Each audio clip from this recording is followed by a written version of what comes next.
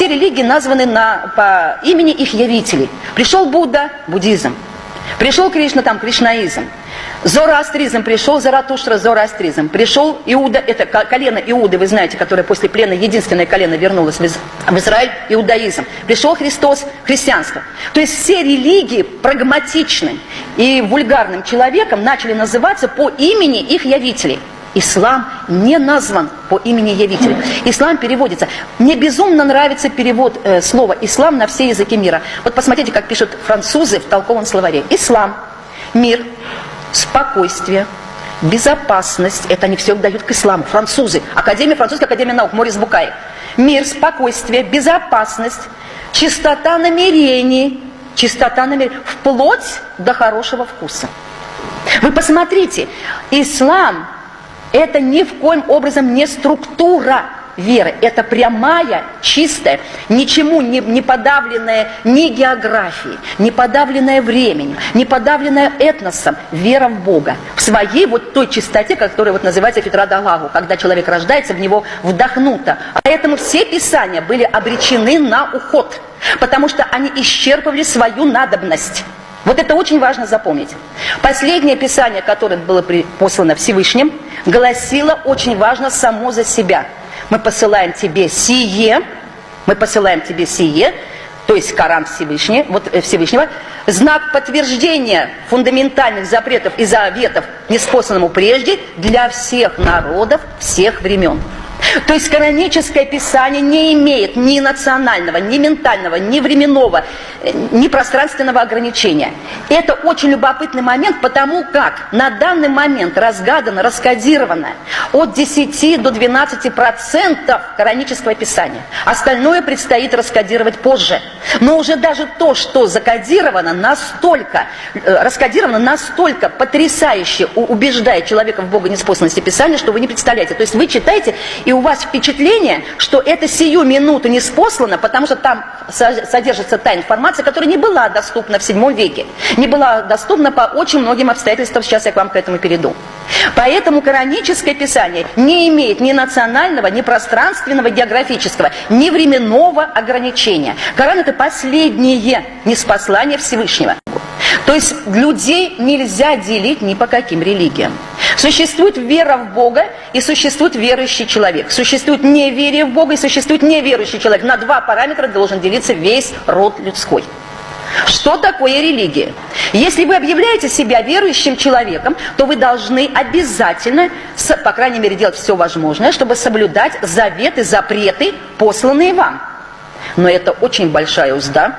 Человек эти заветы, запреты совершать не очень хочется. И что делает человек? Он идет на страшно хитроумный ход. На вере в Бога он строит структуру веры, то есть церковь. Почему? Потому что структурой веры вы можете манипулировать. Вы всегда можете ее немножко от себя отодвинуть.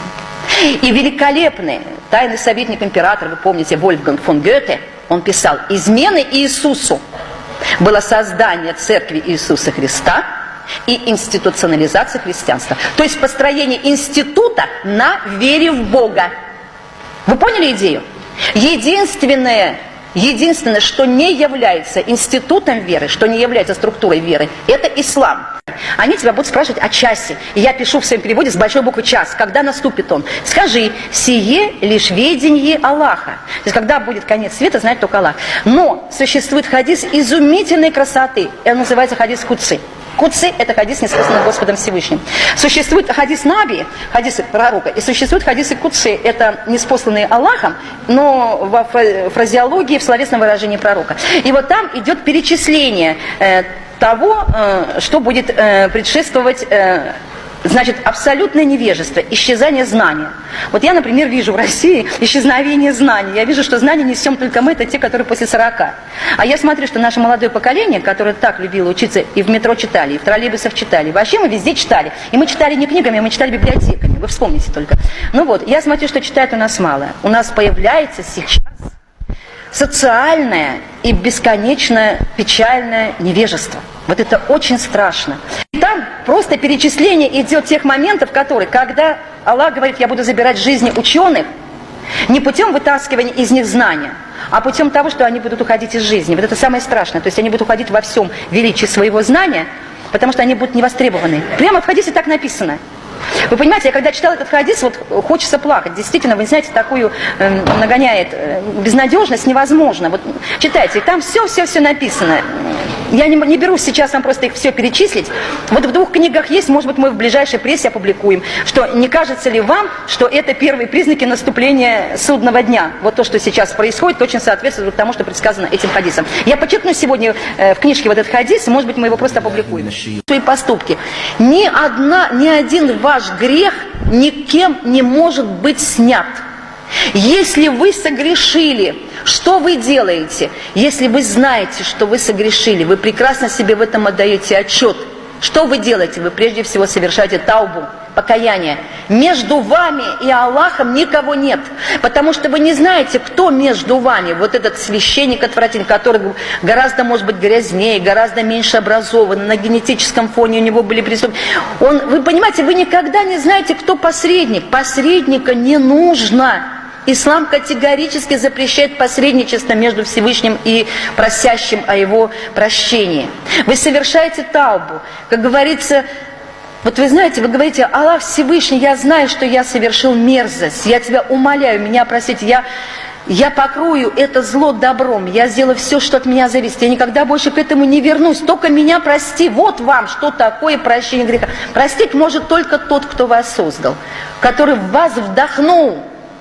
Поэтому замечательно, а вот кто вас вдохнул, как раз он и знает, он у вас внутри, вот эта душа, она вам всегда подсказывает, что вот это мерзость, а это мерзость.